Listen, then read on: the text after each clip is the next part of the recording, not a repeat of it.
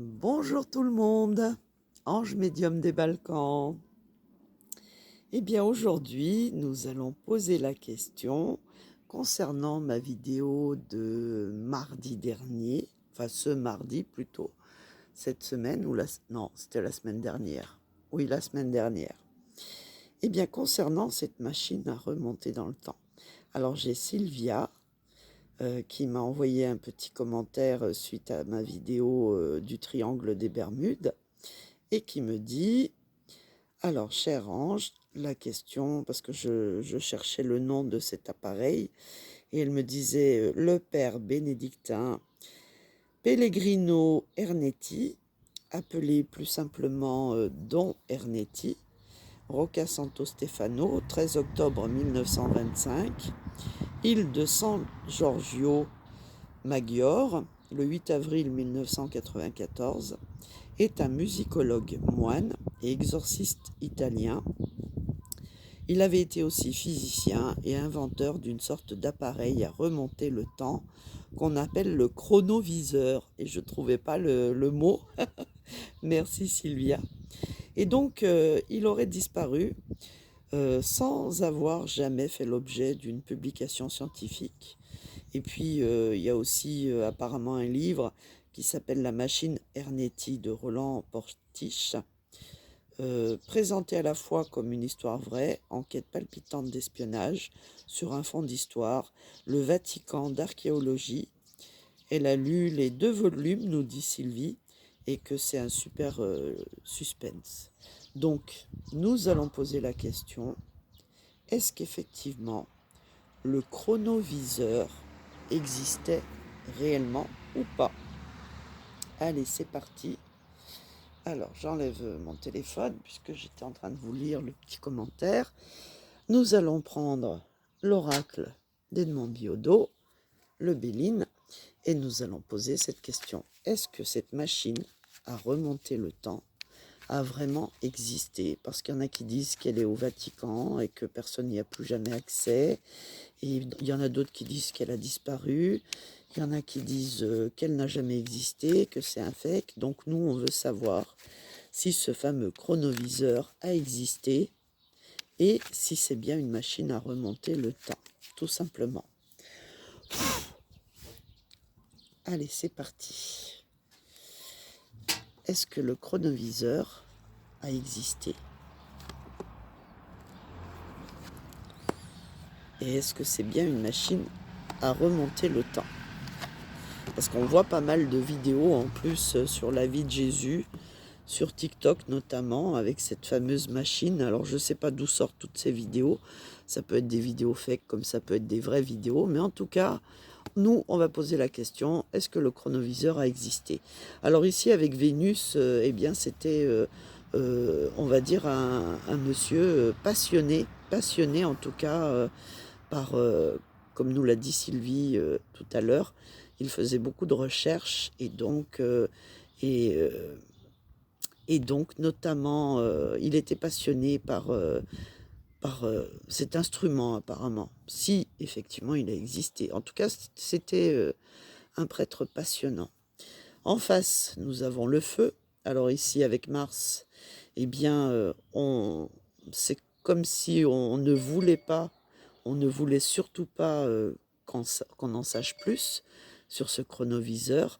Il y a eu beaucoup de disputes, beaucoup d'incompréhension hein, par rapport à ça. Ici, avec Mercure, effectivement, cet appareil, si c'est lui qui l'a conçu, eh bien, effectivement, ici, on voit le travail qu'il y a mis, et c'était un travail apparemment très long. Ok. Alors, est-ce que le chronoviseur a existé? Avec Jupiter, il a créé quelque chose de beau et quelque chose d'assez puissant, on va dire. Jupiter, c'est aussi les emplois, les affaires, les créations. Et là, c'est comme un objet, on va dire, très précieux et beau en plus. A-t-il réellement existé? Avec Vénus, la réponse est oui, puisque c'est une carte positive. Et donc, apparemment, ce chronoviseur a réellement existé. Il a réellement été fabriqué par ce moine, par ce prêtre.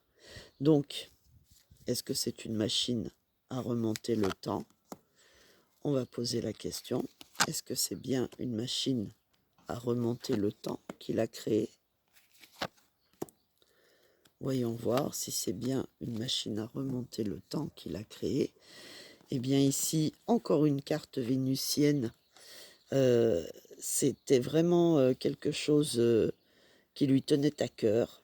C'était vraiment pour l'amour du passé, pour l'amour de la création. Il était extrêmement passionné et puis c'était pour certainement pour être en contact avec ses ancêtres ou même avec Jésus, Marie. Ok. Est-ce que c'était pour remonter le temps? Alors il y a eu justement contre des personnes qui ne voulaient absolument pas qu'on en parle, qui se disputaient, qui ne voulaient pas que ça se sache.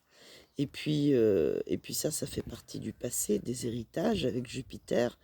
Donc quelque part, effectivement, il y a eu les écrits, il y a eu la création. Et puis là, quand on voit le petit squelette, c'est bien pour entrer en communication avec les gens du passé. Alors, avec le travail et sa création, il y a une réussite, une très belle réussite. Ça a bien fonctionné. Avec Vénus, en plus, c'était quelque chose qui lui apportait beaucoup, beaucoup de plaisir, beaucoup d'heures de travail pour faire quelque chose de magnifique, de gigantesque comme création. Alors, est-ce que c'était pour une machine pour entrer en communication avec le passé? Eh bien, la réponse est oui. Et ça apportait beaucoup de bonheur aux personnes qui pouvaient communiquer avec les deux mondes, avec, on va dire, des personnes disparues ou parties ou jeunes, des enfants aussi, hein, peut-être avec Jésus. Et puis ici, nous avons Jupiter avec le bonheur, avec le couronnement, et encore l'étoile qui représente des gens qui sont partis au ciel, ou qui représente l'étoile qui nous fait penser justement à la naissance de Jésus. Et ici, eh bien ici avec la paix, on l'a empêché, on va dire, on l'a bloqué avec le despotisme, et on lui a demandé de ne plus en parler, on l'a stoppé dans son avancement, dans sa création, et on l'a presque mis en prison, on l'a enfermé, on l'a stoppé. Donc c'était bien une machine à voyager dans le temps. Et oui, on l'a enfermé, on lui a demandé de se taire, de rentrer chez lui, il n'y a plus rien à voir. Et puis avec la Lune, tout ce qui est caché, ça doit rester au Vatican. Ça peut aussi représenter le Vatican, les choses cachées. Le château du Vatican. Ok, eh bien voilà, nous avons eu la réponse à notre question. Cet appareil a été créé et il a vraiment existé. Et c'était vraiment un appareil pour voyager dans le temps, ce qui est très surprenant. Je vous avoue que je ne m'attendais pas du tout à cette réponse. J'aurais plutôt pensé que justement, il a essayé de le fabriquer, mais que ça n'a pas fonctionné. Mais là, apparemment, ça a fonctionné. Donc, je ne sais pas ce que sont toutes ces vidéos-là, sur TikTok notamment. Mais c'est vrai que c'est très, très intriguant. Voilà. Voilà, j'espère que vous avez pris autant de plaisir que moi à découvrir les réponses à toutes ces questions dans toutes ces petites capsules quotidiennes que je vous fais. Si vous aimez, eh bien likez, partagez, commentez et abonnez-vous si vous n'êtes pas abonné, parce que parfois ça fait du bien de penser à autre chose, de voir et d'avoir des réponses à des sujets, on va dire des petits sujets oubliés, mais néanmoins aussi passionnants, et surtout plus passionnants que les nouvelles quotidiennes, voire les mauvaises nouvelles de guerre, d'attaque, d'agression, de nouvelles réglementations et d'asservissement. Voilà. Voilà, sur ce, je vous fais des gros bisous et je vous dis à très bientôt pour une prochaine capsule, un live ou une vidéo ou des prédictions si j'ai des messages de mes défunts. Parce que quand je n'ai pas de messages, je n'en ai pas et je ne peux pas les forcer. C'est eux qui viennent à moi et c'est pas moi qui les appelle. Bisous.